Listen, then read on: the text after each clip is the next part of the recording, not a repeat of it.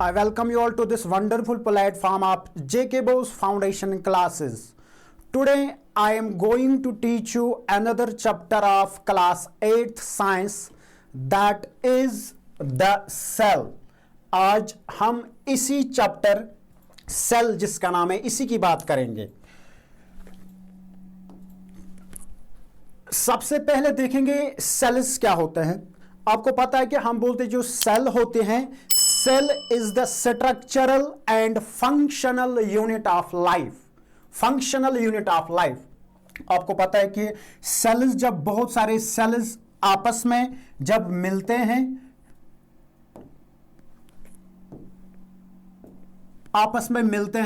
तो सेल्स क्या बनाते हैं, ये टिश्यू बनाते हैं। टिश्यू इकट्ठे जब मिलते हैं तो क्या बनाते हैं, ये ऑर्गन बनाते हैं। ऑर्गन के बाद क्या बनता है, ऑर्गन सिस्टम बनता है, और इसके बाद एक ऑर्गेनिज्म बनता है। क्या बनता है, ऑर्गेनिज्म। आपको पता है कि जितने भी फंक्शंस हमारे बॉडी में होते हैं, फॉर एग्जांपल मैं आपको बोलूंगा हमारे बॉडी में डाइजेशन होती है। इसका मतलब है कि हमारे बॉडी में डाइजेस्टिव सिस्टम है। उस डाइजेस्टिव सिस्टम में क्या है, वो डाइजेस्टिव सिस्टम बहुत सारे ऑर्गन्स उसमें है। क्या है, बहुत सारे ऑर्गन्स उसमें काम करते हैं, तब जाके वो क्या करते हैं, तब जाके डाइजेस्टिव सिस्टम बनता है, और वो डाइजेस्टिव सिस्टम क्या करते हैं, वो डाइजेशन का काम अंजाम देते हैं। मगर जो मैं बोल रहा हूं कि यहां पे ये जो डाइजेशन प्रोसेस, ठीक है ना, किससे होती है, ऑर्गन से होती है। क्या होती हैं, ऑर्गन से होती हैं। वो ऑर्गन मगर खुद किसका बना हुआ है, वो खुद ऑर्गन टिश्यू का बना हुआ है। और टिश्यू खुद किसका बना हुआ है, टिश्यू खुद बच्चे बना हुआ है सेल का। किसका बना हुआ है, सेल का। इसलिए हम बोलते हैं ये जो सेल होते हैं ना, सेल्स या cell is the structural and functional unit of life. Cell जो होते हैं, जिस तरीके से एक बिल्डिंग होती है, वो किसकी बनी हुई है, वो बनी हुई है ब्रिक्स की। इसी तरीके से एक ऑर्गेनिज्म की जो बॉडी होती है ना, वो किन की बनी हुई है, वो सेल्स की बनी हुई है। और उसके बाद ये जो सेल्स हमारे बॉडी में होते हैं, ठीक है ना, चाहे किसी ऑर्गेनिज्म में एक सेल है, चाहे किसी ऑर्गेनिज्म में बहुत सारे सेल्स हैं, मगर यही सेल्स क्या करते हैं, हर एक सेल को अपना अपना काम परफॉर्म करते हैं। इसलिए हम यहां पे बच्चे लिखे हैं, cells are the fundamental structural units of living organisms and the basic units of life. यही जो मैंने आपको बोला है कि सेल को हम बोलते हैं structural and functional unit of life, unit of life. तो यही मैं आपको बोल रहा था, ये जो सेल होते हैं ना, क्यों हम इसको बोलते हैं structural and functional unit of life, क्योंकि बच्चा हम देखते हैं कि एक ऑर्गेनिज्म जो होता है, उस ऑर्गेनिज्म की जो बुनियाद होती है वो क्या होती है, वो सेल होती है। स्ट्रक्चर बच्चे उसको देते हैं, ठीक है ना। और क्या होते हैं कि, और जितने भी ये सेल्स होते हैं, मुख्तलिफ किस्म के सेल्स जो ऑर्गेनिज्म में पाए जाते हैं, उनका अलग अलग काम होता है। और उस ठीक है ना, इसके बाद जब हम देखते हैं ये जो सेल्स होते हैं, इस सेल को डिस्कवर किसने किया, ठीक है ना, तो मैं आपको बोल रहा हूं कि सेल को सबसे पहले पर्टिकुलर, ठीक है ना, यहां पे बच्चे मैं बात कर रहा हूं कि ये जो डेड सेल होती हैं, ठीक है ना, डेड सेल की मैं यहां पे बात कर रहा हूं। इस डेड सेल को सबसे पहले किसने डिस्कवर किया है, रॉबर्ट हुक ने डिस्कवर किया है 1665 में। जब उसने क्या किया है, जब उसने जो बाग होता है, बाग के बच्चे नीचे से एक और लेयर होती है प्लांट्स में, जिसको हम कॉक बोलते हैं, उसी कॉक को बच्चे उसने क्या किए हैं, थिन स्लाइसेस किए हैं। उसके बाद उसने एक थिन स्लाइस को क्या करने लगा, वो उसको ऑब्जर्व करने लगा है माइक्रोस्कोप के नीचे। जब वो इसको, इस थिन स्लाइस को क्या करने लगा, ऑब्जर्व करने लगा माइक्रोस्कोप के नीचे, तो उसने वहां पे क्या देखे, उसने वहां पे देखा है कि ऐसे ऐसे लिटिल लिटिल छोटे छोटे रूम्स उसने वहां पे देखे हैं, ठीक है ना, जिनको हम छोटे छोटे कंपार्टमेंट्स देखे हैं। जिस तरीके से हम देखते हैं कि हनीकॉम्ब लाइक स्ट्रक्चर्स होते हैं, ऐसे उसने वहां पे क्या देखे हैं, ऐसे छोटे छोटे ऐसे लिटिल रूम्स उसने देखे हैं। तो उसने एक रूम को क्या नाम रखा है, सेल्यूलाई, ठीक है ना। और सेल जो होती हैं, सेल ने अपना नाम इसी से क्या किया है, इसी से डिराइव किया है, इसी सेल्यूला से डिराइव किया है। यानी कि आज हम इसी सेल्यूला को क्या बोलते हैं, सेल बोलते हैं। इस तरीके से रॉबर्ट हुक ने क्या किया है, रॉबर्ट हुक ने सेल को डिस्कवर किया। मगर याद रखना, कौन सी सेल रॉबर्ट हुक ने डिस्कवर किया, इसने डेड सेल डिस्कवर की है। समझ में आपको आया? यही यहां पर लिखा है कि Robert Hooke discovered the cell in the year 1665 from a thin section of cork under a self-made microscope। ये क्या था, ये सेल्स के बारे में क्या इंट्रोडक्शन थी। तो नेक्स्ट बच्चे देखेंगे, नेक्स्ट स्लाइड क्या है। नेक्स्ट स्लाइड हमारे पास है, सेल्स जो होते हैं, सेल्स दो किस्म के होते हैं। एक सेल को हम बोलते हैं प्रोकैरियोटिक सेल और दूसरे सेल को हम बोलते हैं यूकैरियोटिक सेल। सुनो, मैं आपको समझाऊंगा प्रोकैरियोटिक सेल और यूकैरियोटिक सेल। सुनो, मेरे पास ये एक सेल है,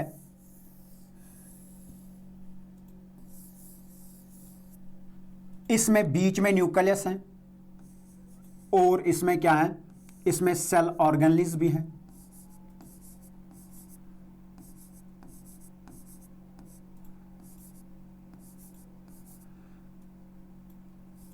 सेल ऑर्गेनल्स प्रेजेंट है।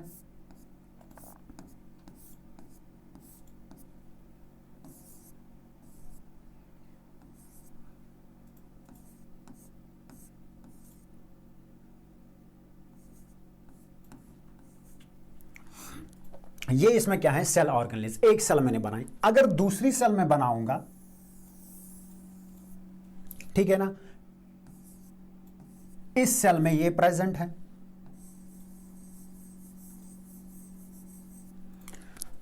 आपको लग रहा है कि ये सेल कौन सी सेल है। यहां पे मैं बोलूंगा ये एनिमल सेल है और ये कौन सी सेल है, ये बैक्टीरियल सेल है, बैक्टीरियल सेल है। सबसे पहले मैं आपको बोलूंगा, अगर हम इस सेल की बात करेंगे, इस सेल में हमें नजर आ रहा है बीच में न्यूक्लियस होता है, ये न्यूक्लियस होता है, ठीक है ना। और इसी न्यूक्लियस के अंदर जेनेटिक मटेरियल होता है, डीएनए वगैरह, आरएनए वगैरह होता है इसके अंदर, ठीक है ना। और हम क्या देख रहे हैं कि यहां पे एक और सेल ऑर्गेनली है, जिसको हम क्या बोलते हैं, जिसको हम बोलते हैं माइटोकॉन्ड्रिया। ये क्या है, ये एक सेल ऑर्गेनल है जिसको हम बोलते हैं सेंट्रियोल। ये एक और सेल ऑर्गेनल है जिसको हम क्या बोलते हैं, एंडोप्लाज्मिक रेटिकुलम। और ये क्या है, ये प्लास्टिड है। प्लास्टिड बच्चे याद रखना, प्लास्टिड क्या है, ये हम यहां पे लेंगे, ये प्लांट सेल है, ठीक है ना। क्योंकि प्लास्टिड्स प्रेजेंट किसमें होते हैं, प्लास्टिड्स प्रेजेंट होते हैं प्लांट सेल्स में, ये एनिमल सेल्स में नहीं है। दूसरे हम एक और सेल अगर यहां पे हम बनाते हैं, वो एनिमल सेल हम लेंगे, मगर यहां पे मैं उतना बच्चे आपके साथ डिस्कस नहीं करूंगा। ये क्या है, ये एक सेल ऑर्गेनल है जिसको हम बोलते हैं राइबोसोम, और ये क्या है, ये लाइसोसोम है, लाइसोसोम है। यहां पे हम जब हम देखते हैं ना इसका स्ट्रक्चर, बाहर इसको एक और कवरिंग होती है जिसका नाम क्या है, जिसका नाम है सेल वॉल, यानी कि ये सेल मेम्ब्रेन है और बाहर वाली जो कवरिंग है ये सेल वॉल है। क्या है, सेल वॉल है। जब हम इसको देखते हैं, हमें यह देख रहे हैं कि इस सेल में एक तो न्यूक्लियस भी है, लेकिन ट्रू न्यूक्लियस इस सेल में प्रेजेंट है, इसके साथ साथ इसमें सेल ऑर्गेनल्स भी प्रेजेंट है। ऐसे सेल को, यानी कि वो सेल जिस सेल में ट्रू न्यूक्लियस प्रेजेंट होता है और सेल ऑर्गेनल्स प्रेजेंट होते हैं, उस सेल को हम बोलते हैं यूकैरियोटिक सेल। और वो ऑर्गेनिज्म्स, जिन ऑर्गेनिज्म्स में ये सेल्स पाए जाते हैं, यूकैरियोटिक सेल्स पाई जाती है, उन ऑर्गेनिज्म्स को हम यूकैरियोट्स बोलते हैं। जैसे कि मैं आपको बोलूंगा प्लांट सेल्स हैं, एनिमल सेल्स हैं, फंगाई सेल्स हैं। ये कौन से सेल्स हैं? ये यूकैरियोटिक सेल्स हैं। यूकैरियोटिक सेल समझना, यूकैरियोटिक सेल वो सेल होती है जिसमें ट्रू न्यूक्लियस प्रेजेंट होता है और जिसमें क्या होता है, जिसमें सेल ऑर्गेनलीज प्रेजेंट होते हैं, जो यहां पे मैंने नाम इनके लिखे हैं। माइटोकॉन्ड्रिया होता है, प्लास्टिड वगैरह होता है, ठीक है ना। प्लास्ट मैंने बोला कि ये प्लांट्स में प्रेजेंट होता है, और एंडोप्लाज्मिक रेटिकुलम होता है, राइबोसोम होता है, ठीक है ना, और इसी तरीके से सेंट्रियोल वगैरह होता है, और ये लाइसोसोम होता है। ऐसे सेल को जिसमें ट्रू न्यूक्लियस होता है और सेल ऑर्गेनलीज प्रेजेंट होते हैं, उसको हम यूकैरियोटिक सेल बोलते हैं। यहां पे मैंने आपको बोला कि एनिमल सेल है, प्लांट सेल है, ठीक है ना, और ये कौन से, ये एग्जांपल है किस सेल के? यूकैरियोटिक के। मगर यहां पे आप देख रहे हो, ठीक है ना, यहां पे आप देख रहे हो कि ये जो ये वाली सेल है, इसमें आप देख रहे हो कि क्या आपको यहां पे नजर कुछ आ रहा है, यानी कि न्यूक्लियस आपको नजर आ रहा है? आप बोलोगे सर नहीं आ रहा है। इसका मतलब है कि वो सेल जिसमें ट्रू न्यूक्लियस एब्सेंट होता है, क्या होता है? ट्रू न्यूक्लियस एब्सेंट होता है, उसी सेल को, और इसके साथ साथ ट्रू न्यूक्लियस के साथ साथ क्या एब्सेंट होते हैं? सेल ऑर्गेनलीज भी एब्सेंट होते हैं, एक्सेप्ट राइबोसोम्स। Except ribosomes. ऐसी सेल को हम क्या बोलते हैं? ऐसी सेल को हम बोलते हैं प्रोकैरियोटिक सेल। प्रोकैरियोटिक सेल में क्या होता है, हालांकि मैं यहां पे बोलूंगा, इसमें क्या होता है कि इसमें तो जेनेटिक न्यूक्लियस के अंदर जेनेटिक मटेरियल होता है, यानी कि इस सेल में भी, प्रोकैरियोटिक सेल में भी होता है, ठीक है ना, इसमें भी जेनेटिक मटेरियल होता है, सिंगल क्रोमोसोम होता है, मगर इस न्यूक्लियस को क्या होती है? इस न्यूक्लियस को, ठीक है ना, यानी कि ये भी न्यूक्लियस जैसा होता है, मगर इसको क्या होता है? इस जेनेटिक मटेरियल को सेल, ये जो मेम्ब्रेन होती है न्यूक्लियर, यानी कि न्यूक्लियस की मेम्ब्रेन, जिसको हम न्यूक्लियर मेम्ब्रेन बोलते हैं ना, वो इसमें नहीं होते हैं। और ऐसे जेनेटिक मटेरियल को जो विदाउट न्यूक्लियर मेम्ब्रेन होता है, उसको हम न्यूक्लियोइड बोलते हैं। क्या बोलते हैं? न्यूक्लियोइड बोलते हैं। न्यूक्लियोइड क्या होता है? ये जेनेटिक मटेरियल आप बच्चे बोलो, लेकिन आप या बोलो, ऐसे आप याद रखो, ये न्यूक्लियस होता है, यानी कि इसके अंदर जेनेटिक मटेरियल होता है, मगर वो जेनेटिक मटेरियल, वो न्यूक्लियस क्या होता है? वो विदाउट ट्रू न्यूक्लियस होता है, यानी कि उसमें क्या होता है? न्यूक्लियर मेम्ब्रेन नहीं होती है। क्या होती हैं? उसमें न्यूक्लियर मेम्ब्रेन नहीं होती है। यानी कि यहां पे अगर मैं आपको बोलूंगा, ये जो यहां पे न्यूक्लियस है, ठीक है ना, ये जो न्यूक्लियस है, इस न्यूक्लियस को, इसके अंदर जो जेनेटिक मटेरियल है, उसको ये न्यूक्लियर मेम्ब्रेन सेपरेट करती है इसके साइटोप्लाज्म से। मगर यहां पे ये जो क्या होता है, जो जेनेटिक मटेरियल होता है ना इस बैक्टीरियल सेल में, इसमें ये जेनेटिक मटेरियल डायरेक्टली किसके साथ होती है? डिफ्यूज्ड फॉर्म में होता है। किसमें? इस साइटोप्लाज्म के अंदर होता है। ऐसे ही, ठीक है ना, ऐसे ही को हम क्या बोलते हैं? ऐसी सेल को हम प्रोकैरियोटिक सेल बोलते हैं, जिसमें क्या होते हैं? प्रोकैरियोटिक सेल वो सेल होती हैं जिसमें ट्रू न्यूक्लियस एब्सेंट होता है, यानी कि उस न्यूक्लियस को न्यूक्लियर विदाउट न्यूक्लियर मेम्ब्रेन होता है। जिसमें मैंने आपको बोला कि एग्जाम्पल क्या है? एग्जाम्पल इसमें है बैक्टीरिया, और ब्लू ग्रीन एल्गे इसमें एग्जाम्पल है। खाली इसमें जो सेल ऑर्गेनली पाया जाता है, वो सेल ऑर्गेनली राइबोसोम होता है। और वो ऑर्गेनिज्म, जिन ऑर्गेनिज्म में ये प्रोकैरियोटिक सेल्स पाए जाते हैं, उन ऑर्गेनिज्म्स को हम क्या बोलते हैं? उन ऑर्गेनिज्म्स को हम बोलते हैं प्रोकैरियोट्स। यही था हमारा प्रोकैरियोटिक सेल और यूकैरियोटिक सेल। और याद रखना, ये जो प्रोकैरियोटिक सेल होते हैं, प्रोकैरियोटिक सेल क्या होते हैं? इसका साइज की जब हम बात करते हैं, जनरली स्मॉल होते हैं, और ये जो यूकैरियोटिक सेल होती हैं, यूकैरियोटिक सेल, ये जनरली लार्ज होते हैं। यही प्रोकैरियोटिक सेल साइज की जब हम बात करते हैं, जनरली स्मॉल, इसी तरीके से the nucleus is not well defined and known as nucleoid, यानी कि वेल डिफाइंड न्यूक्लियस, यानी कि जिसको हम ट्रू न्यूक्लियस बोलते हैं ना, ट्रू न्यूक्लियस इसमें नहीं होता है, ठीक है ना, यानी कि वो क्या होता है? वो विदाउट न्यूक्लियर मेम्ब्रेन होता है, उसी को हम न्यूक्लियोइड बोलते हैं। सिंगल सर्कुलर क्रोमोसोम, जो अभी मैंने आपको बोला है, membrane bound organelles are absent, ठीक है ना, इसमें क्या होते हैं? इन प्रोकैरियोटिक सेल्स में मेम्ब्रेन बाउंड ऑर्गेनलीज क्या होते हैं? एब्सेंट होते हैं। एक्सेप्ट की याद रखना, एक्सेप्ट इसमें राइबोसोम प्रेजेंट होता है। यूकैरियोटिक सेल जब हम देखते हैं, जनरली लार्ज होते हैं, इसका साइज ये होता है बच्चा। The nucleus is well defined and surrounded by a nuclear membrane, अभी जो मैंने आपको सेल यहां पे बनाई है ना, वहां पे आपने देखा है कि उसमें क्या था, उसमें न्यूक्लियस था और उस न्यूक्लियस को क्या है, उसको न्यूक्लियर मेम्ब्रेन है जो इसको किससे सेपरेट करती है, साइटोप्लाज्म से। Possesses more than one linear chromosome. Membrane bound cell organelles are present, for example human cells। यानी कि इसमें क्या होते हैं, यूकैरियोटिक सेल्स जो होते हैं उसमें मेम्ब्रेन बाउंड ऑर्गेनेल जो होते हैं ना वो प्रेजेंट होते हैं।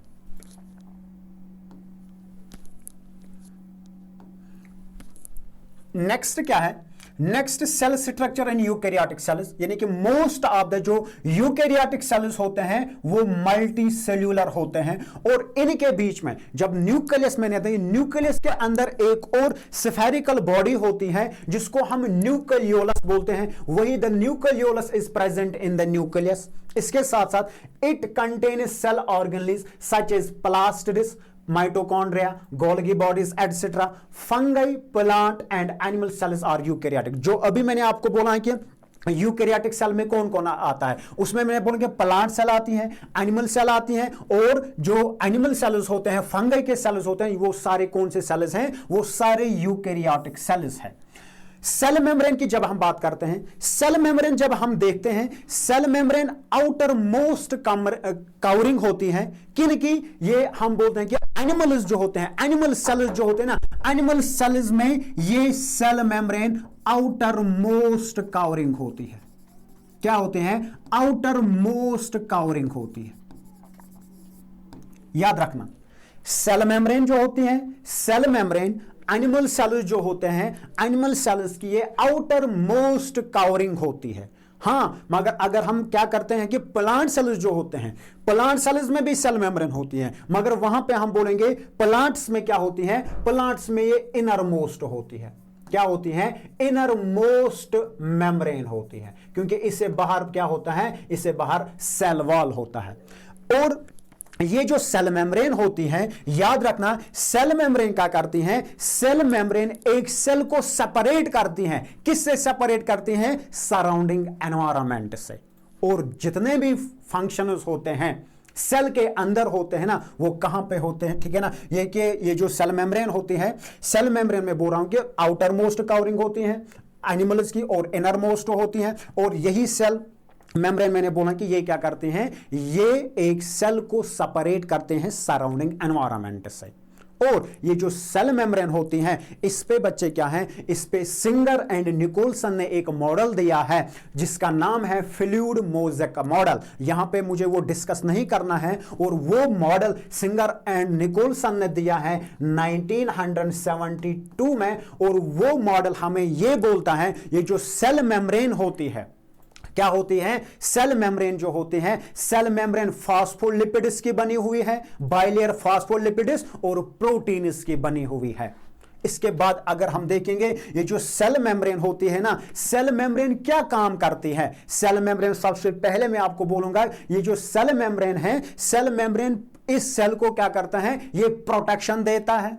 क्या देता है, ये प्रोटेक्शन ये सेल मेम्ब्रेन देता है, क्योंकि आउटर मोस्ट कवरिंग होती है, क्या नाम है इसका, ये इन एनिमल सेल्स की, ठीक है ना। इसके साथ साथ ये जो सेल मेम्ब्रेन होती है ना, सेल मेम्ब्रेन ये मटेरियल्स को इन और मटेरियल्स को बाहर भेजते हैं। ये काम किसका होता है, ये इस सेल मेम्ब्रेन का काम होता है। यहां पे क्या लिखा है कि the cell membrane separates cells from one another and also the internal contents from the surrounding medium, from the surrounding में, जो आपको मैंने अभी बोला है।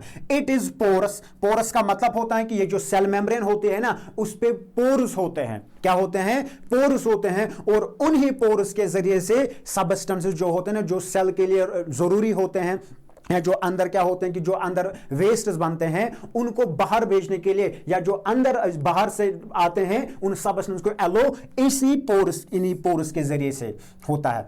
And allows the movement of substances और materials both inward and outward.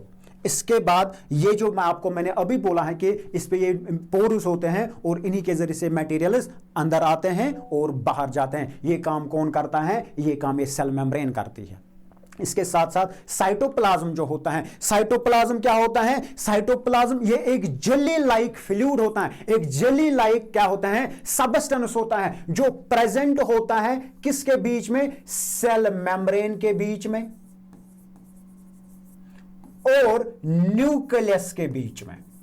किसके बीच में? न्यूक्लियस के बीच में। आप याद रखोगे क्या, ये जो स्पेस होती है, जो स्पेस भर के होती हैं, किसके दरमियान जो स्पेस होती हैं? सेल मेम्ब्रेन के दरमियान और न्यूक्लियस के दरमियान जो जेली लाइक सबस्टेंस होता है, उसी को हम क्या बोलते हैं? उसी को हम साइटोप्लाज्म बोलते हैं। क्या बोलते हैं? साइटोप्लाज्म। और याद रखना, ये जो साइटोप्लाज्म होता है, सेल के अंदर जितने भी फंक्शंस होते हैं, जो भी प्रोसेसेस अंदर होते हैं, जो भी ठीक है ना फंक्शंस इस सेल के अंदर होते हैं, वो सारे के सारे फंक्शंस कहां पे होते हैं? वो इसी साइटोप्लाज्म में होते हैं। क्या होते हैं? साइटोप्लाज्म में। It is the jelly like substance present between the cell membrane and the nucleus, यानी कि जेली लाइक सबस्टेंस जो आपको मैंने बोला है कि ठीक है ना, प्रेजेंट क्या होता है? सेल मेम्ब्रेन और न्यूक्लियस के बीच में। वेरियस अदर कंपोनेंट्स और organelles of cells are present in the cytoplasm, यानी कि एक तो फंक्शन इसके अंदर होते हैं और बाकी जो छोटे छोटे टाइनी स्ट्रक्चर्स प्रेजेंट होते हैं सेल के अंदर, वो भी कहां पे प्रेजेंट होते हैं? वो भी इसी साइटोप्लाज्म में प्रेजेंट होते हैं। सेल वॉल्स इन प्लांट्स, आपको पता है कि सेल वॉल, अभी मैंने आपको बोला है कि प्लांट्स में क्या होते हैं? प्लांट्स में जो आउटर मोस्ट कवरिंग होती है ना, वो ये सेल वॉल होता है। क्या होता है? आउटर मोस्ट कवरिंग जो प्लांट्स में होते हैं, ठीक है ना, या बैक्टीरिया में आपको कहूंगा, उसमें इनमें जो होती है मोस्ट आउटर कवरिंग, वो क्या होता है? Cell wall. आपको पता है कि ये जो सेल वॉल होता है ना, सेल वॉल प्लांट्स में प्रेजेंट होता है, ठीक है ना, और प्लांट्स का जो सेल वॉल होता है ना, वो किसका बना हुआ है? वो सेल्यूलोज का बना हुआ है। एक केमिकल है, ठीक है ना, एक कार्बोहाइड्रेट है जिसका नाम है सेल्यूलोज। और ये सेल्यूलोज क्या करता है? सेल्यूलोज प्लांट्स जो सेल्स होते हैं ना, उनका सेल वॉल इसी सेल्यूलोज का बना हुआ होता है। इसी तरीके से अगर हम फंगई की बात करेंगे, फंगई में क्या होता है? फंगई का जो सेल वॉल होता है वो किसका बना हुआ है? वो भी एक केमिकल का बना हुआ है जिसका नाम है काइटिन। इसी तरीके से बैक्टीरिया में भी क्या होता है? बैक्टीरिया में भी होता है ये सेल वॉल, और वो एक और केमिकल का बना हुआ है जिसका नाम है पेप्टाइडोग्लाइकन। इसका मतलब है कि ये जो सेल वॉल प्रेजेंट प्लांट्स में होता है, ठीक है ना, जो फंगाई में होता है, जो किसमें प्रेजेंट होता है? बैक्टीरिया में प्रेजेंट होता है। अलग अलग इनके जो सेल वॉल होते हैं ना, अलग अलग केमिकल्स के बने हुए होते हैं, ठीक है ना। जैसे कि मैंने आपको बोला कि प्लांट्स सेल्यूलोज का, और इसी तरह से फंगाई, ठीक है ना, काइटिन का बना इनका सेल वॉल, और बैक्टीरिया जो होता है ना, बैक्टीरिया का जो सेल वॉल होता है वो किसका बना हुआ है? पेप्टाइडोग्लाइकन का बना हुआ है। इसके बाद मैं आपको बोलूंगा ये जो सेल वॉल होता है, सेल वॉल का काम क्या होता है? सेल वॉल का काम भी होता है क्या? इसका काम होता है प्रोटेक्शन देना। क्या देना? प्रोटेक्शन देना। और इसका काम क्या होता है? इसको एंट्री ऑफ पैथोजन से भी ये इनको प्रोटेक्शन करते हैं, लेकिन ये पैथोजन को एंटर होने नहीं देते हैं ये सेल वॉल, ठीक है ना। और जब क्या होता है कि अगर कभी कभार बहुत ज्यादा तेज हवाई आती है, ठीक है ना, बहुत ज्यादा तेज जब हवाई आती है तेज से, उस टाइम प्लांट्स को ठीक है ना, उस हाई वेलोसिटी विंड से, ठीक है ना, कौन बचाता है? या कभी कभार टेंपरेचर ज्यादा हो जाता है, तब जाके इनको कौन प्रोटेक्शन देता है? यही सेल वॉल प्रोटेक्शन देता है। यही लिखा है, a cell wall is an additional covering over the cell membrane in plant cells. मगर याद रखना, ये जो यहां पर लिखा है कि ना प्लांट सेल्स, खाली प्लांट सेल्स में ये सेल वॉल प्रेजेंट नहीं होता है, ठीक है ना, ये फंगाई में भी होता है, और ये किस में प्रेजेंट होता है? ये बैक्टीरिया में भी प्रेजेंट होता है।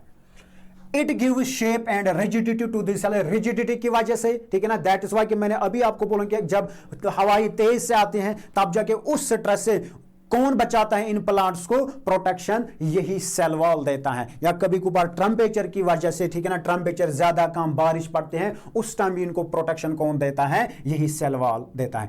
It gives a rigid structure to plant cells and that is why they can withstand the stresses of high velocity wind, rain, high temperature etcetera. जो मैंने आपको बोला कि ये काम क्या करता है, यानी कि मेनली जो ये होता है, ठीक है ना, ये सेल वॉल प्रोटेक्टिव होता है और एंट्री ऑफ पैथोजन से भी ये इन ऑर्गेनिज्म जिनमें ये पाया जाता है सेल वॉल बचाता है।